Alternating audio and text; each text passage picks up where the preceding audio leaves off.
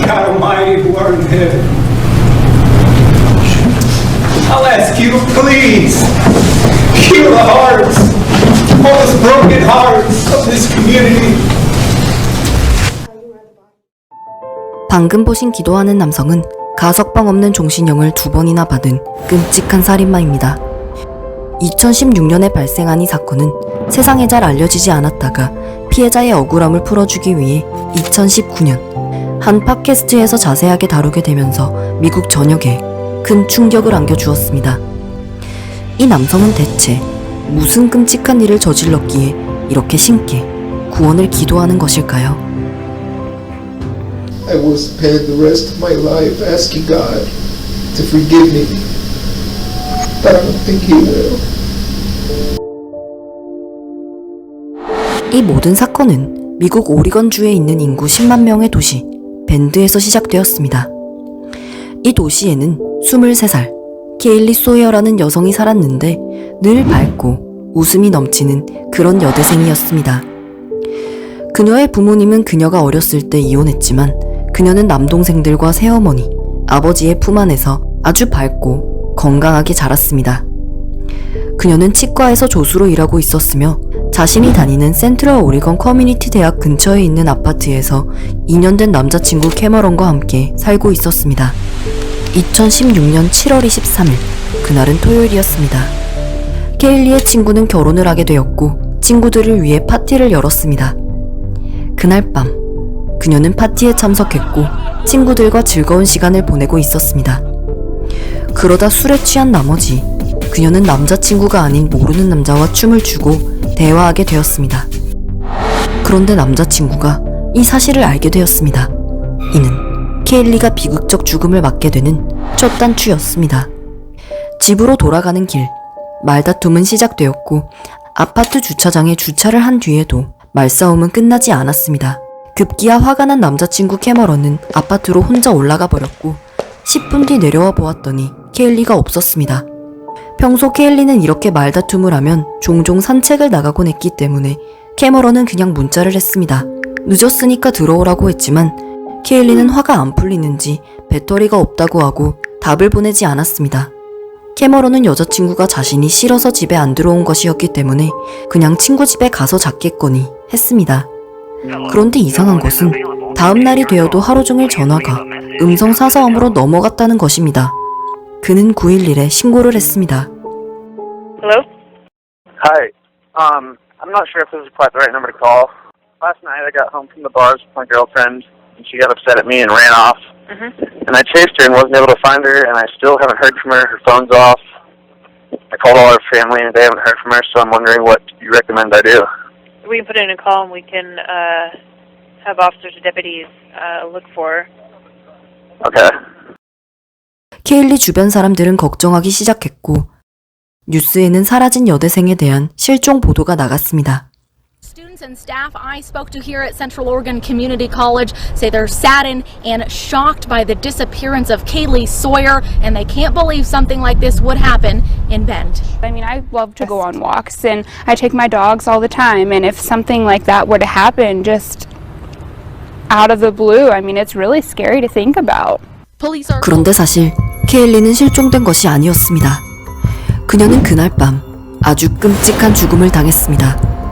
그녀는 대학교 주변을 걸어가던 중 한 남성의 차를 탔고 그는 그녀를 잔인하게 살해했습니다. 이 차를 몰던 남자는 에드윈 라라였습니다. 그는 차에 탄 케일리를 성폭행하려 했고 이에 소리를 지르며 크게 저항한 케일리의 목을 졸랐습니다. 술에 만취되어 있던 케일리는 조용히 하라는 그의 협박을 제대로 알아듣지 못했을 것이고 이는 에드윈을 더 자극했을 것입니다. 그리고 구석진 곳으로 차를 몰던 중 그녀가 의식을 되찾자 그는 한 번 더 그녀의 목을 졸랐고 이미 의식을 잃은 그녀를 차에서 끌어내렸습니다. 그는 그녀를 더 확실히 죽이기 위해 돌로 얼굴을 내려쳤고 성폭행했습니다. 그리고 그녀가 아직도 살아있다는 사실을 깨닫자 더 큰 돌을 찾아 수차례 얼굴을 가격했습니다.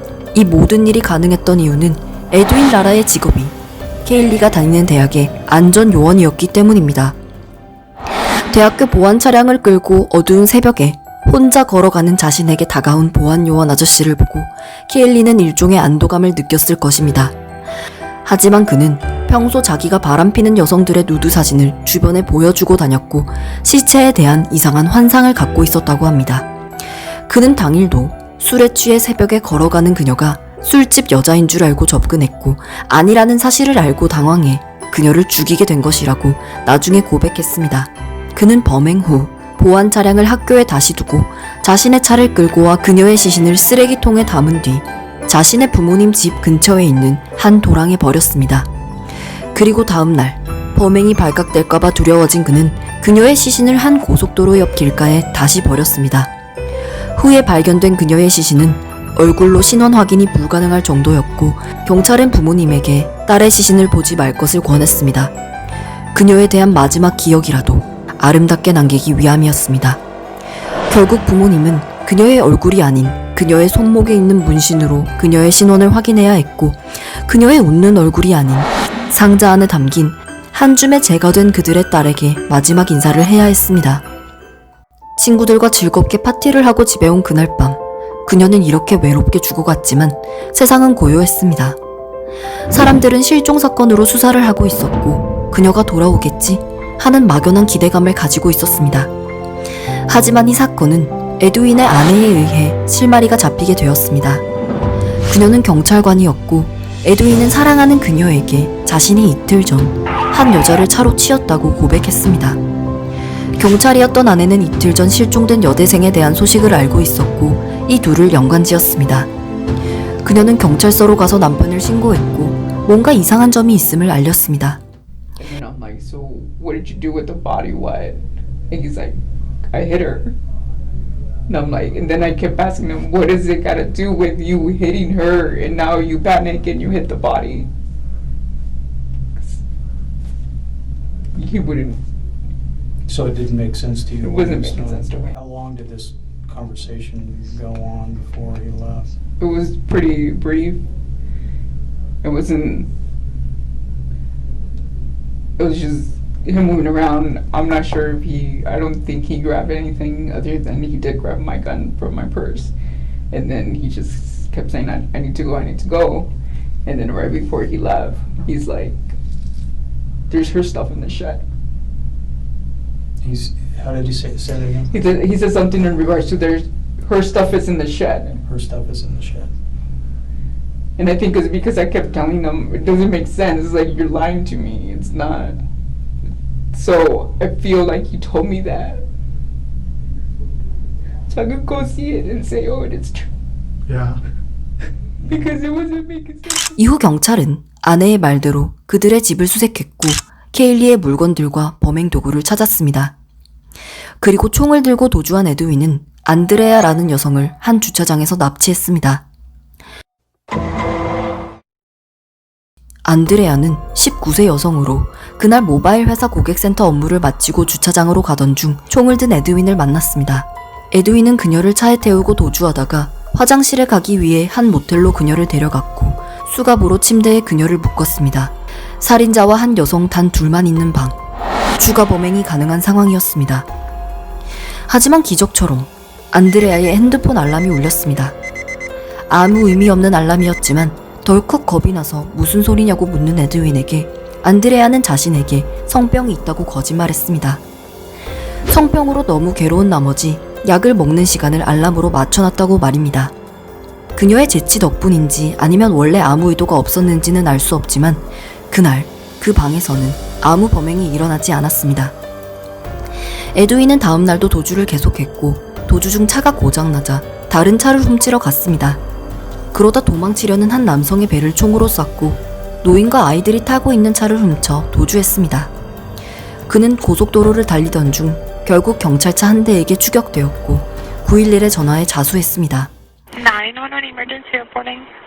Yes, hi. This is Edwin Lara, and I'm the guy on Interstate 5 going at high speed. I know you guys have the chopper on me already. Yeah. And yeah, I just want to say I am going to turn myself in. Okay, where are you at? Okay, I'm on I-5. I think close to Reading, if I'm right. So, you know, I am wanted for murder in the state of Oregon. Okay. Okay. Are you able to safely just pull over then, so the officers don't keep them chasing you? Just pull over. Yeah, I'll pull over right now. 이렇게 그는 결국 체포되게 되었습니다. 그리고 그는 신문실에서 그렇게까지 끔찍한 범행을 저지른 이유를 이렇게 말했습니다. I think all throughout my life, I have struggled with somehow the urge to kill. But what has helped me not develop that, in a sense, was when I married my wife. It kind of dissipated because I had something to look forward to. Before that, I didn't have nothing to look forward to. Is this addressed to Dad? I think it would play pretty well on recording if we read this out loud. It might show some of your emotion. Might show. Want me to read it? I would love you to read it. Thank you, sir.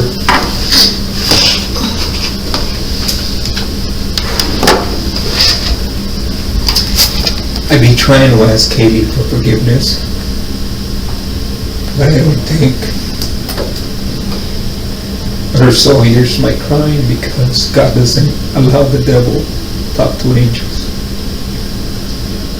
However, I know Katie hears you, and if you find it within your heart, please ask her to forgive me. Please, I beg you. Please.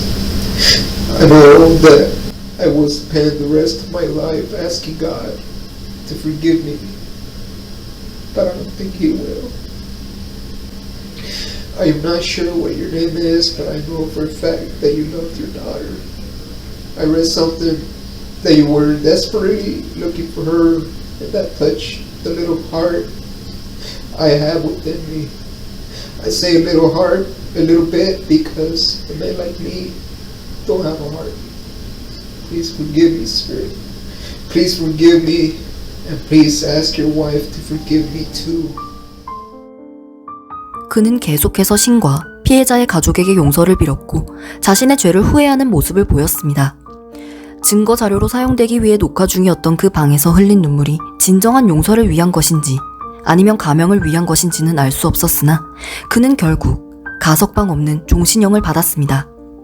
19세 여성 안드레아를 납치해 끌고 다닌 것에 대해서도 그는 가석방 없는 종신형을 선고받아 총 2건의 종신형이 되었습니다. 그리고 케일리의 부모님은 이런 위험한 남자의 배경을 제대로 확인하지 않고 학교 보안 요원으로 고용한 이 대학에 대해 소송을 제기했고 23억 원의 보상을 받았습니다. 도주 내내 에드윈은 자신이 나쁜 사람이 아니라고 얘기했고 심지어 그는 페이스북 라이브에 자신은 나쁜 사람이 아니라는 사과 영상을 올렸습니다. 그는 진심으로 자기가 선한 사람이라고 믿는 듯 했습니다. 그가 카메라 앞과 법정에서 흘린 눈물은 과연 무엇을 의미했을까요? 이렇게 잔혹한 범행을 저지르고 용서를 구하는 것이 그는 대체 어떤 의미가 있다고 믿는 것일까요? 그는 평생 사람을 죽이고 싶은 욕망을 느꼈다고 했고 이는 FBI로 하여금 그가 연쇄살인마일 수도 있다는 가능성을 두고 추가로 수사하게 했습니다. 다행히 더 이상의 피해자는 발견되지 않았고 그는 이제 남은 여생을 평생 감옥에서 살게 되었습니다. 사람은 누구나 죽는 마지막 날을 두려워하면서 삽니다.